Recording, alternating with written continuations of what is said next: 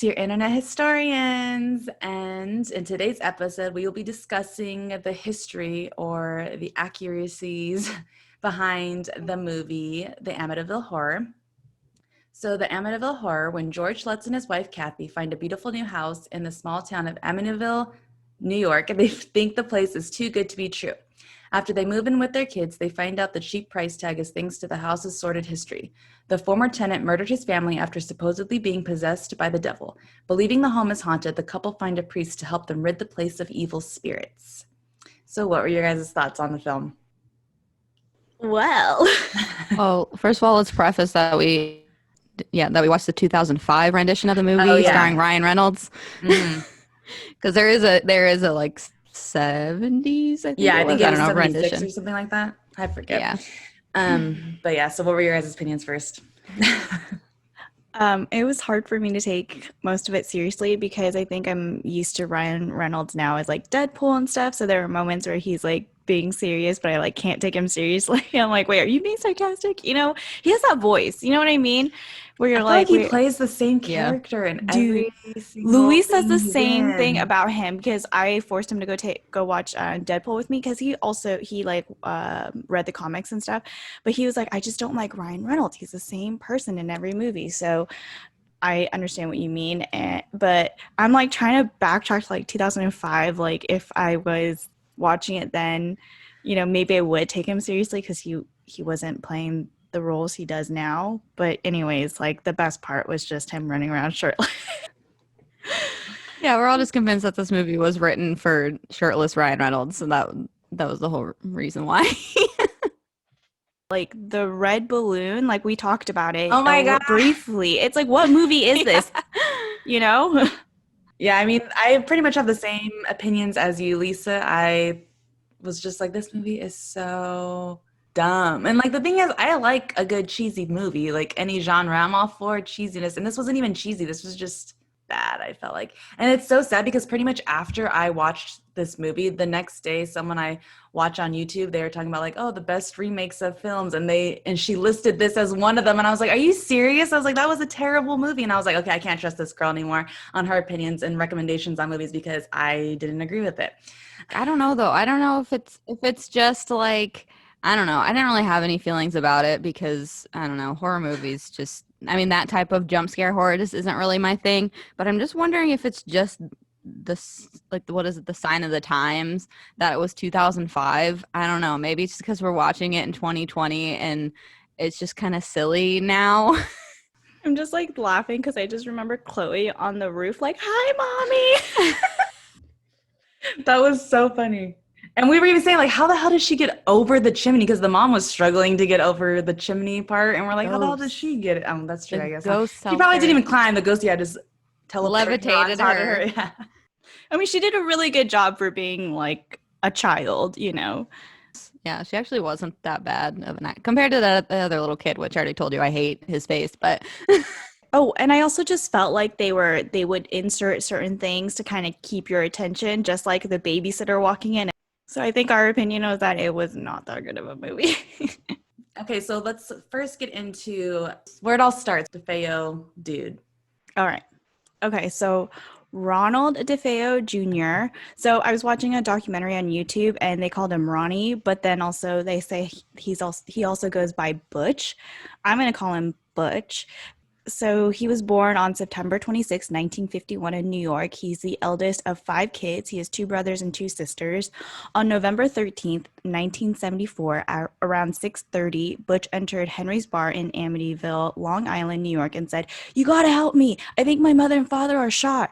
Butch and a few others went to his house and found his parents dead inside the house. Then an emergency call was made to the police. The police found 6 dead bodies, all in their beds, and the victims were, I'm going to say... their names, how they were related to Butch, and how old they were. So Butch's father, Ronald Sr., he was 44. His mother, Louise, she was 42. His sister, Dawn, she was 18. His sister, Allison, she was 13. his brother Mark, he was 12, and his brother John Matthew, who was 9. All the victims were shot with a rifle around 3 a.m. The parents were shot twice, but all the kids had been shot once. Physical evidence suggests that the mom, Louise, and the daughter, Allison, had been awake at the time of their death. All the victims were lying face down in their bed. The family had been living in the house for almost 10 years. They moved in around 1965. Butch eventually confessed to the crime. He originally accused a mob hitman, but the dude was nowhere nearby at the time of the crime. Butch told detectives, "Once I had started, I just couldn't stop. It went so fast." He also admitted that he had taken a bath, redressed, and gave in detail where he discarded crucial evidence like blood-stained clothes, the rifle, cartridges, before going to work. It's just crazy to me that the crime happened around 3 in the morning, but then he alerted people around 6:30 at night, and then he went to work all day. Like, how do you do that? So Butch's lawyer, William Weber, tried to get him off by using the defense of insanity. Butch claimed that he killed his family in self-defense because he heard voices plotting against him. The psychiatrist William hired supported the insanity plea, but the psychiatrist the prosecution hired said that although Butch was a user of heroin and LSD, he had an antisocial personality disorder and was aware of his actions at the time of the crime. So they couldn't use the insanity plea, and he was found guilty on 6 counts of second-degree murder and was sentenced 25 years to life. All his appeals and requests to the parole board to date have been denied. Now I'm going to get into like the controversies. All 6 victims were found face down. There was no signs of struggles found on any of them, and you could be thinking they were sleeping, but then there's the sound of the gun, and none of them woke up after like 1, 2, 3, 4 shots. No, that doesn't make any sense. And then, because like somebody in the house should have woken up. So then I'm thinking like, oh, they were drugged. But then an autopsy report showed that there was nothing in their body at the time. And I don't know about you guys, but I know gun sounds are loud, very, very loud. And none of the neighbors heard anything other than like a faint barking from the family dog. So then I'm thinking, and as well as the detectives, oh, the bodies have been moved. No, they have not, because the evidence shows that the bodies were killed in their beds and stayed there, did not move at all. Anyways, all of this is suspicious. It's common knowledge that in the town, Ronald Sr. wasn't that great of a dad. He was abusive to his kids and his wife. In the documentary I watched, the neighbors were saying that that's probably why Butch ended up being a troubled kid. So Butch, by the way, was 23 at the time of the crime. And like I said, he was using drugs like heroin and LSD. That is all common knowledge. Even though Butch and Ronald Sr. didn't have a great relationship, the detectives still couldn't figure out a good enough motive for Butch to kill him and his whole family. But apparently Butch asked the police what he had to do in order to collect the father's life insurance money. So they used that as a motive of why he killed his parents. So since his conviction, Butch has told several different versions of what happened. He says that his sister Dawn killed their father. Then their mother was so distraught that she killed all the siblings, and then Butch killed his mom. And then there was another story that he was married at the time of the murders, and he was in New Jersey, and his mom called to ask him to come over and break up a fight between Dawn and their father. So he was driving there with his brother-in-law at the time of the crime. They have proved that this brother-in-law does not exist. He had a girlfriend at the time of the murders, and it was like somebody completely different than who he's claiming as his wife. Another story was that Dawn had an unknown assailant who fled the house before he could get a good look at him, killed their parents, and Dawn killed their siblings, and Butch killed Dawn, but that was an accident because they were struggling for the rifle. Again, he said that the brother-in-law was there. Another one was that he committed the murders with his sister Dawn and 2 of their friends out of desperation because his parents had plotted to kill him. Dawn had killed the kids to eliminate them as eyewitnesses, and when Butch found out, he was enraged by his sister's action, knocked her unconscious onto her bed, and shot her in the head. Police did find unburned gunpowder on Dawn's nightgown. So there is evidence that Dawn discharged a firearm, even though ballistics expert testified that the unburned gunpowder indicated that she was in proximity to the muzzle of the weapon when it was discharged, not that she fired a weapon. One thing too, I don't know if you're going to get into it more, but one of the things I saw, because I know you mentioned already that he didn't have a great relationship with his father. His father was known to having been just not a good dad. And one of the things I saw was that they had previously gotten into another altercation where Butch basically was holding a gun to his father's face, and he pressed the trigger, but the gun like jammed or something like that. The gun basically just didn't work.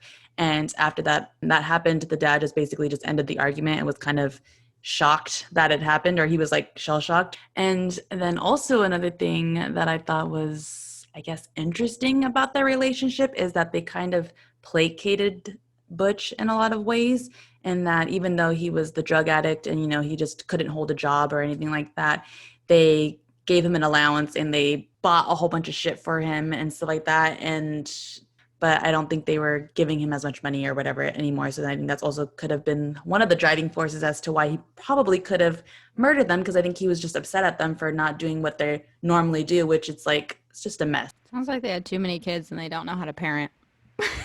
They did have a lot of kids. Like, what the heck are you doing? Like, I don't know. It sounds like they have like too many kids. The dad doesn't sound great. I don't know about the mom, but it's just like too many kids and like they're not getting enough attention or something like that.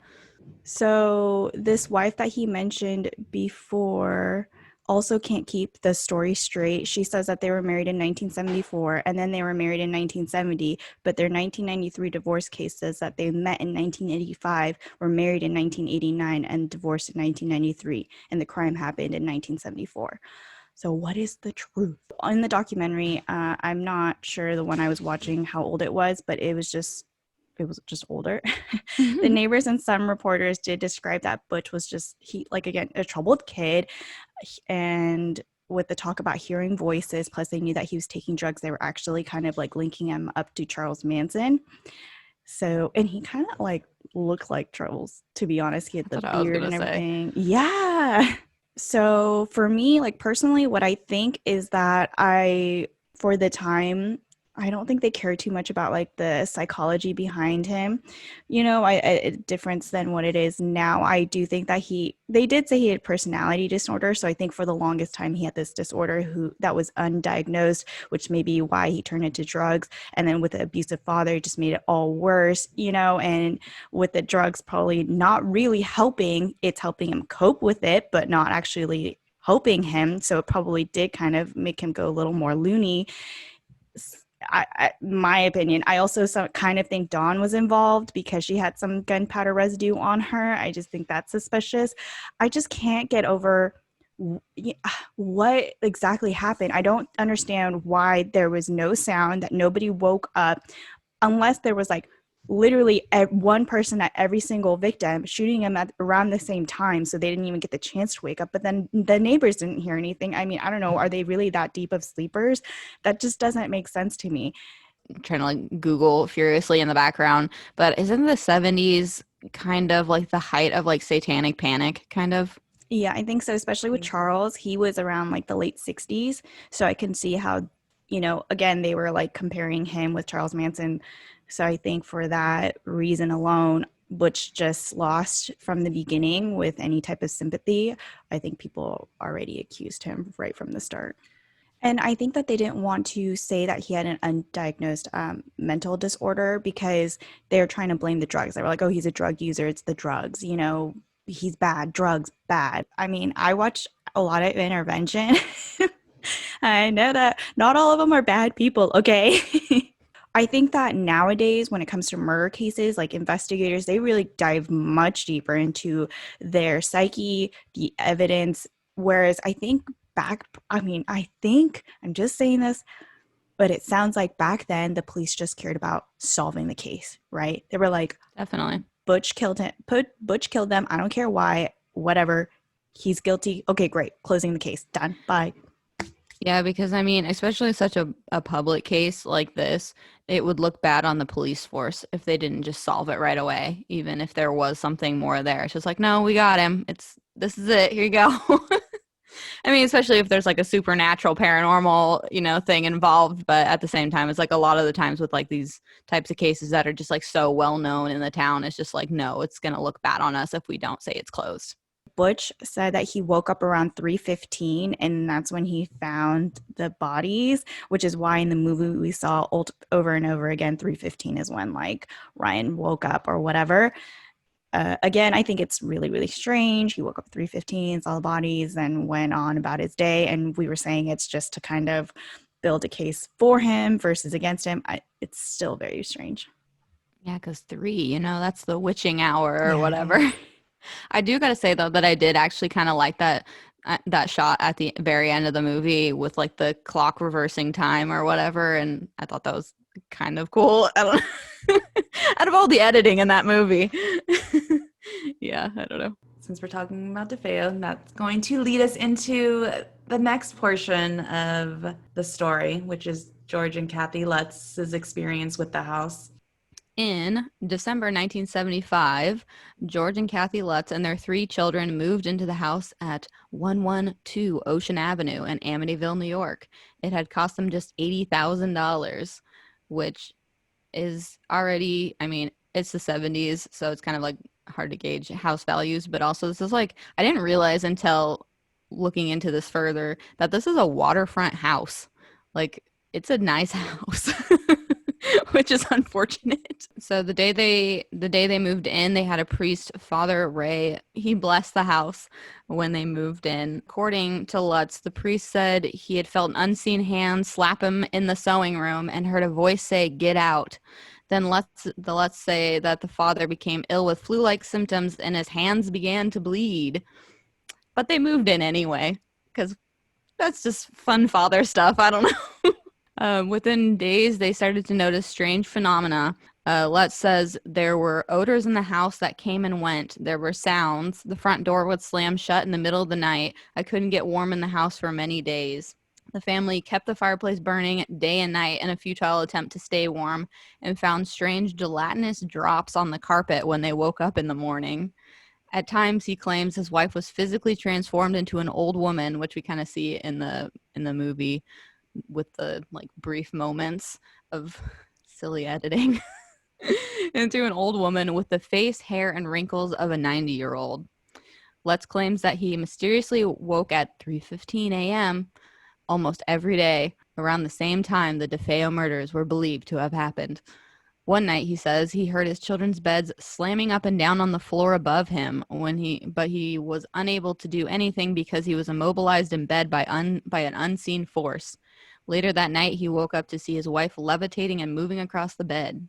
The next morning, January 13th, 1976, just 28 days after they moved in, the Lutz family fled the house, leaving their clothes in the closets and food in the refrigerator. They fled to Kathy's mother's house. Then they left the state shortly after. Things did return to normal for the Lutz family after they left the house, and George Lutz began to wonder if it was the house's horrors that had driven DeFeo to kill his family. We realized that there was something so wrong there that it would be inhuman. It would be improper to just let him rot in jail and not try to help him get some kind of psychological help, Lutz said. So Lutz really thinks that it was the house that drove him to kill the family. It had nothing to do with him. Just a little bit of a backstory. The Lutzes, they were owners of a successful multi-generational family business. Though they had put a great deal of their money into the house, they were not known to be in deep financial trouble, nor were they known to be storytellers, scam artists, or oddballs, quote unquote. They were, by all accounts, a normal young couple trying to raise their children. But soon after they fled, they sold their dream house, the house they had purchased just a month earlier, at a substantial loss, and had intermediaries sell virtually everything in the home at auction from a distance. George and Kathy divorced in 1988. Kathy died of emphysema, a lung condition, in 2004. George died of heart disease in 2006. It seems relatively normal to die from, I guess. Nothing too suspicious there. So we watched the 2005 remake. There was actually a movie before this, but the whole thing stemmed from the books, which I guess were very successful. So shortly after they left the house, a book editor at Prentice Hall introduced George and Kathy to Jay Anson, a professional writer who had published a number of behind-the-scenes and making-of books about films and film personalities in the 1970s. They submitted about 45 hours of tape-recorded recollections to him, which he used as the basis for this book. That book, Amityville Horror, was published in 1977. It has sold more than, when this was written, it has sold more than 11 million copies in the years since, but the Lutzes never signed a contract with Anson, and the book and the film netted the family only about $300,000, says the family. The author, Jay Anson, he didn't get it 100% right, they say. Like any storyteller, he embellished some scenes, omitted others, and simply made some mistakes in his version of the story, even though it was based on the Lutz's own tapes, which were never released, and some doubt if they even exist at all. Inaccuracies and inconsistencies in dates, a precise sequence of events, even the weather itself can be chalked up to poor recollection, a lack of fact-checking, and dramatic license. George and Kathy Lutz stood by their story for their entire life. George denies making anything up, saying that if he had, they would have come up with a better story and would not have fled their house, leaving their belongings behind. He says, people are entitled to call the story a hoax if that's what they think. Quote, I can't tell them what to think. I can just say what I experienced. Until their deaths, they had maintained that the book version was mostly true, allowing for the errors and embellishments mentioned above. The family that purchased 112 Ocean Avenue from the Lutzes claimed they experienced no supernatural events of any kind, and that is consistent with the Lutzes story. The house remained empty for months after the Lutzes left, but then the Cromarty family bought it in 1977 for thousands less than the Lutzes' purchase price. They reported no damaged fixtures, no strange smells, or apparitions. However, from the beginning, the Lutzes claimed that the force they encountered in their home followed them when they left and continued to plague them wherever they fled for years.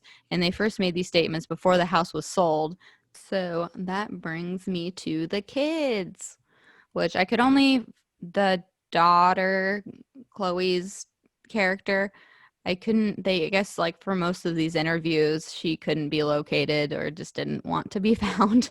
So I couldn't find any accounts from her, but I did have a couple things from the oldest son and the younger son. My Amityville Horror. So Daniel, the oldest brother, who very much has issues with Ryan Reynolds' character. He insists that the haunting was real and blames it largely on his stepfather, George, whom he loathed. He says that George dabbled in the occult and was capable of telekinesis. Daniel also claims that he himself was possessed by a spirit a la The Exorcist, complete with a violently shaking bed. Which, kind of goes with what George said about the bed thing, so. Also, too, I saw that with the whole, since we're on the topic of the beds, I didn't realize, so in the film, you know how the babysitter is telling them, oh, I can't believe you're sleeping on these beds or whatever. And I thought that was just kind of like a throwaway line, like just for her to like scare them. But when I was researching it up, I guess they didn't sleep on the beds. They just slept on the bed frames that the people died on. And I was like, oh, what the hell? I was like, I didn't know that part was real. I thought that was just something they just added for spooky effect in the film. But apparently they slept on, according to Lorraine Warren, at least. I don't know how true it is, but she said that they slept on the same bed frames that the people were murdered on. Because the house was partially furnished, I believe, when they purchased it.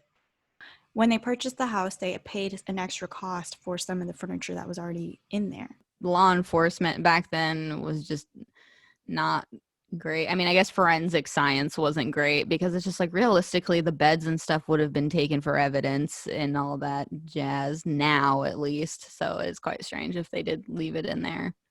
Thinking now, but back then they're just like, meh, what's a couple blood stains here or there? Yeah, you can wash it off. No worries. Yeah, just wash it, just scrub it. It's fine. Oh, so Christopher. So I found a Seattle Times article. This is kind of dated. It's from 2005, but it's just like there just isn't really much information. I guess everybody's just kind of getting on with their lives at this point.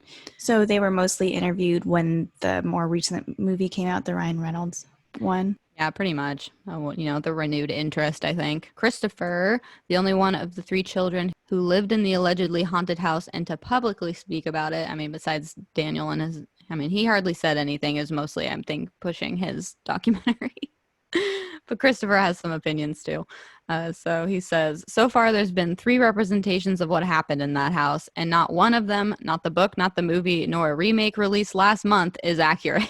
So he was 7 when his mother, Kathy, and her new husband moved the family into the house. So at least when this was written, he's now living in Arizona. So he's moved way across the states, away from New York. He maintains the haunting was not a hoax. So it's strange that they're like, none of it's accurate, but like it's not a hoax, but like the dad or the stepdad, it's just. I believe in that documentary, someone or something that I read about the documentary, that a lot of what he said that happened to him are things that happened were actually things that only happened in the book. So he was or in the movie. So he was confusing his own reality with what actually happened. So yeah, sure, maybe he was possessed. But he said, so for example, like the whole fly incident on the priest, that didn't actually happen in real life, but he recalls that actually happening. I think he probably did have a kind of messed up childhood because of what was going on with his family. So I think he might be kind of confusing what's real and what's fake. And It's also been quite some time, and your memory can change. Like they have said previously that our memory cannot really be evidence because it's so easily changeable. You really can't trust it. Especially they were so young. Yeah, it's just kind I of, mean, yeah. what do you remember from when you were 7? Like, So, like Daniel, Christopher insists that George, their stepfather, brought the troubles on himself by dabbling in the occult and then amplified what paranormal incidents did occur to profit off books and movies about the house. He's a professional showman, in my opinion, said Christopher, whom he said clashed with many times before leaving home at 16.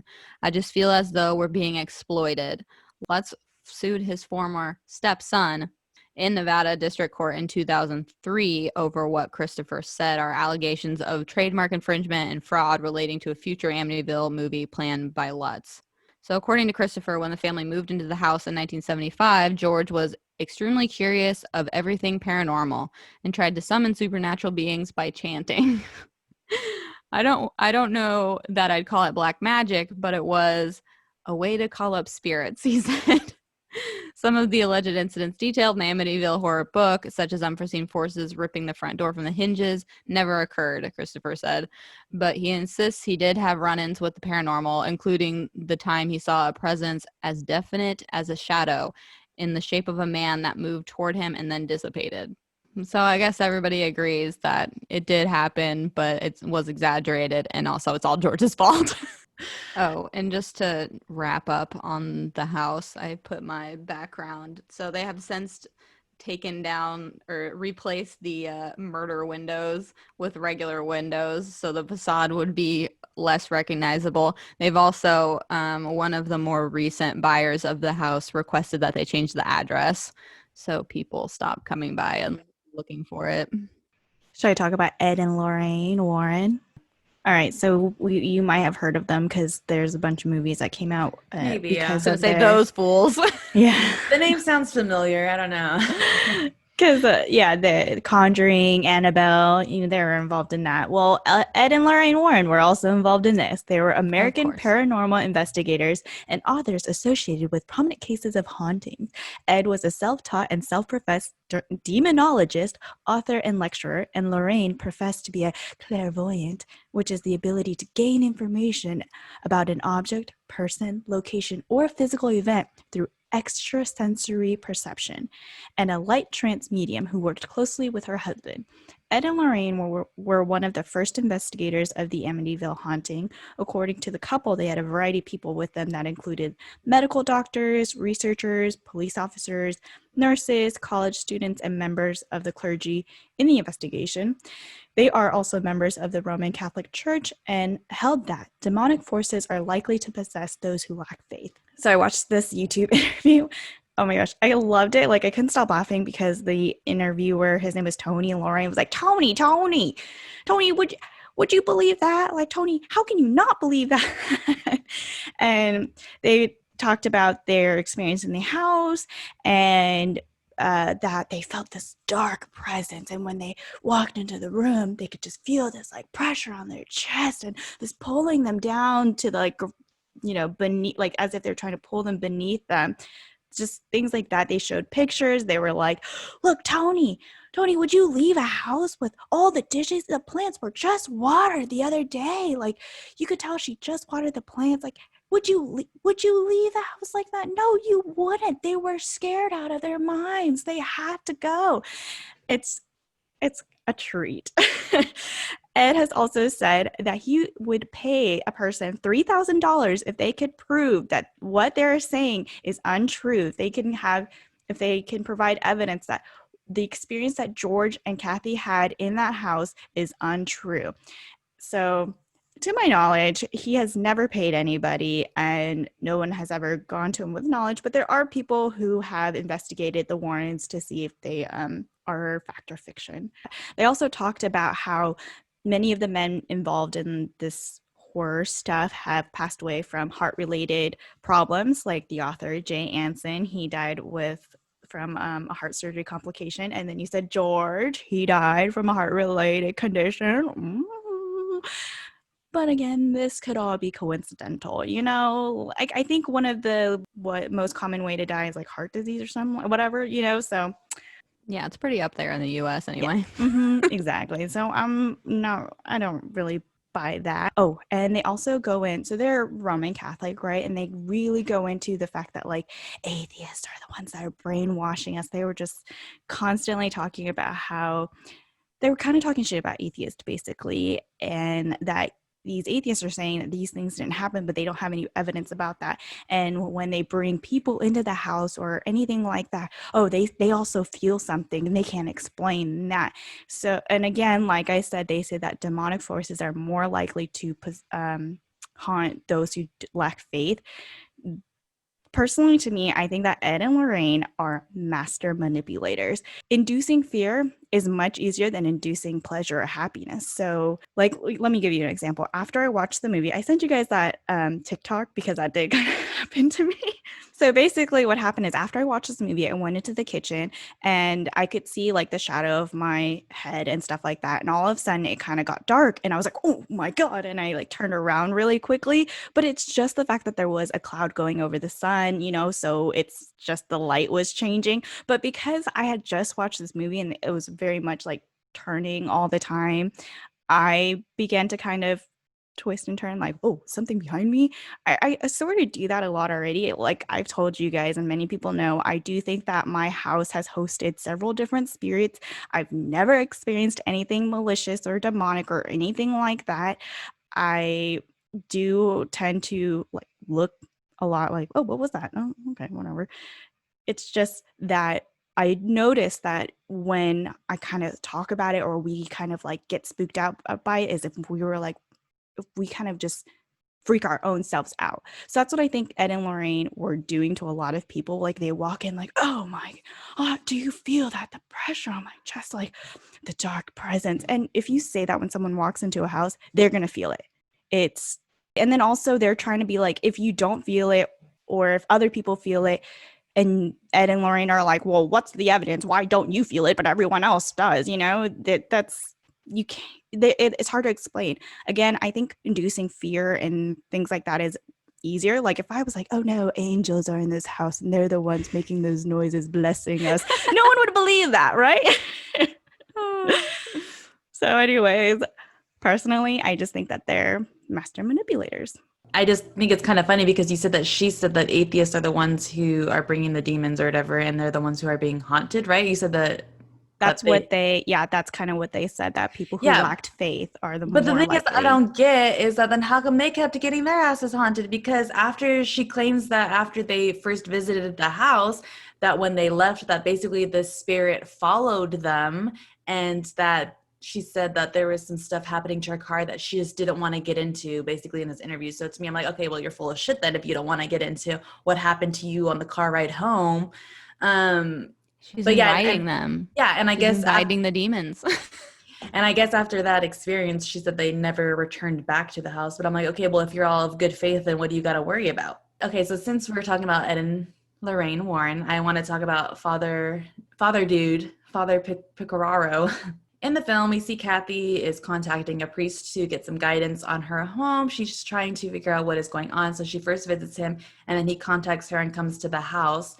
So first thing, the priest in the film had a different name than the priest in real life, as we already said. So he first came to the house to bless it. So this was when they first moved in. So as we already know, they knew that the house was a place that people got murdered in. And so just to be safe, they brought this father along so he could bless the house for them. And of course, they're like always, every single thing we look into, there's varying accounts on what happened and his part in all this.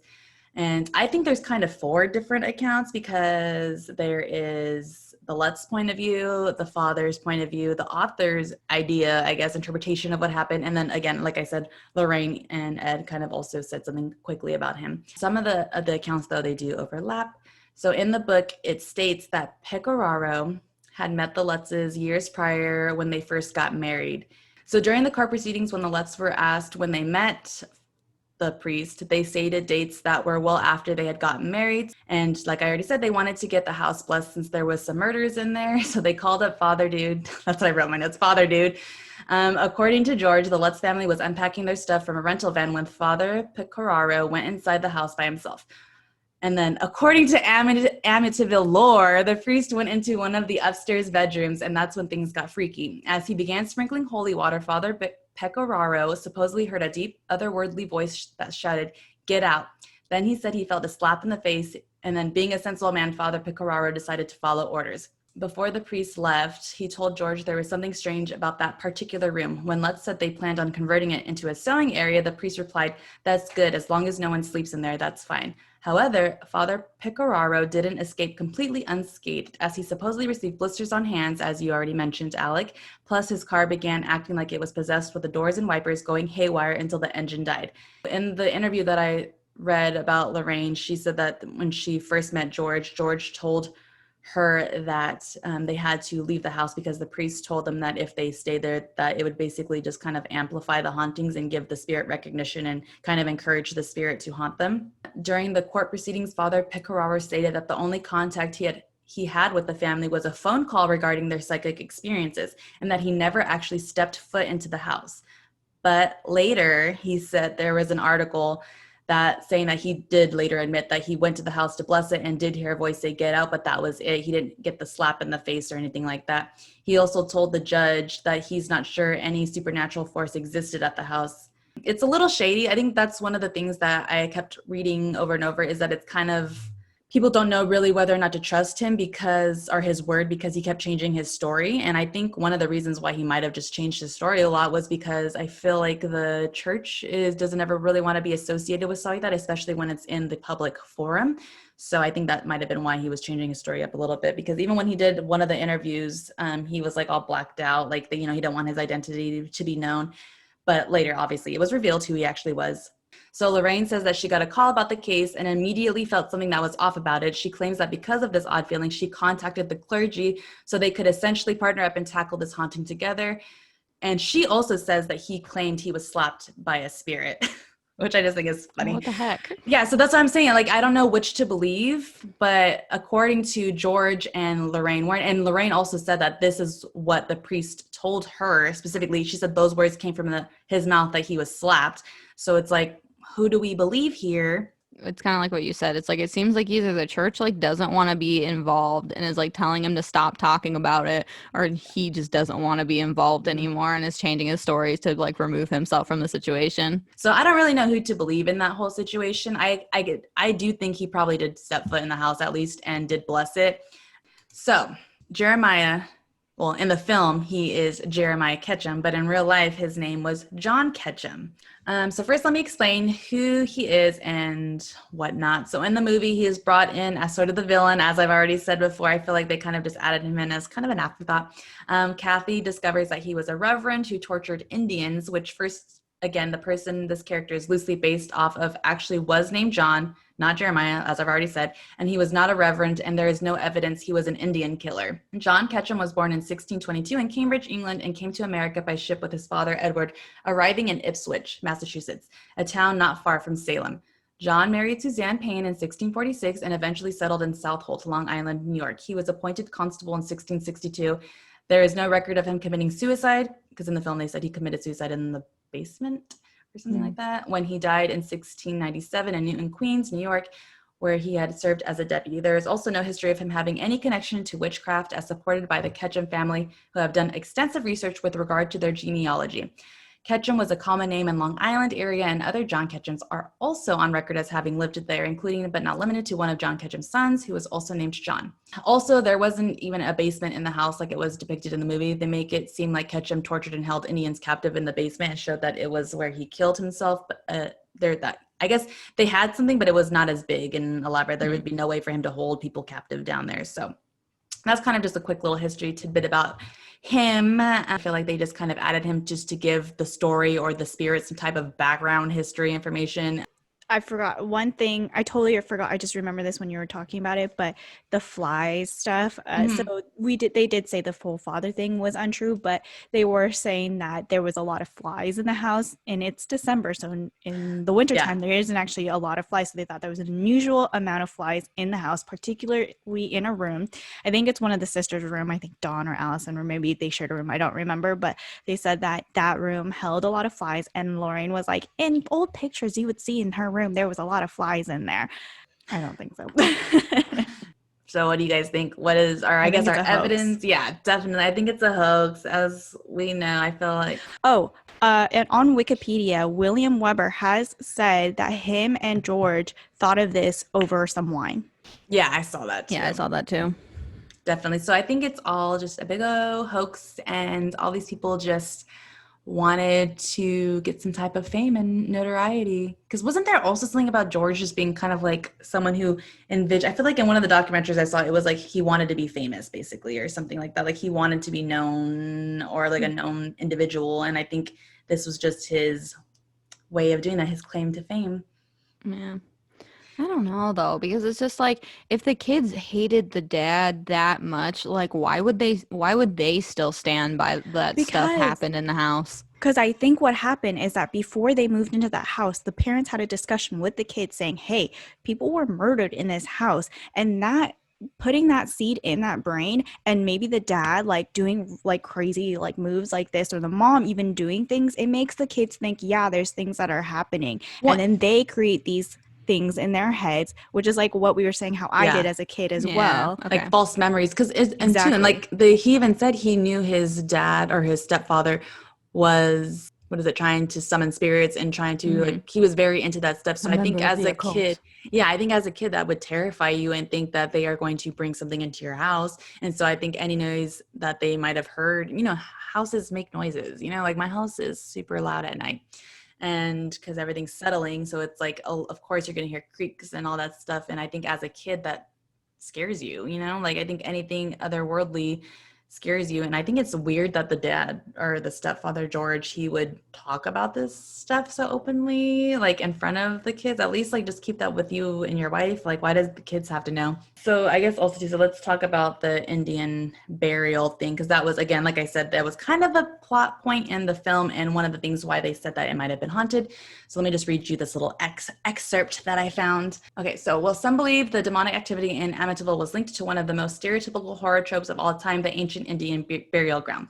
In the Amityville Horror, author Jay Anson claims the Lutzes were approached by a local historian who said their property had been the site of a Native American mental asylum. According to the historian, the Shinnecock tribe had used the area as a sort of prison for their sick, mad, and dying, leaving their unfortunates to die of exposure. The historian also allegedly said the Shinnecock thought the property was just crawling with demonic beings. In 1977, a parapsychologist named Hans Holzer went to Amityville site with a psychic who began channeling the spirit of an Indian chief. The chief offered up a slightly different story about the property's past, saying the area had once again been an Indian burial ground. The spirit also revealed that the chief had possessed Ronald DeFeo Jr. and had chased the Lutz family out of their house.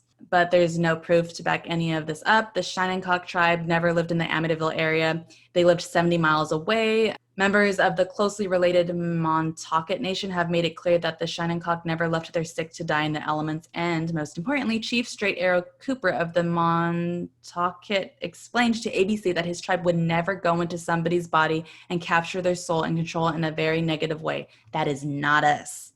Well, something I want to say that's completely different is that, because you guys were also talking about the possession of people, I think that the author, for a minute, I was watching, they said that they kind of gave the house a personality. Like you guys see, like Nicole's background, the windows look like eyes. Yeah. So they were saying like the house, they gave the house a personality because those windows look like eyes.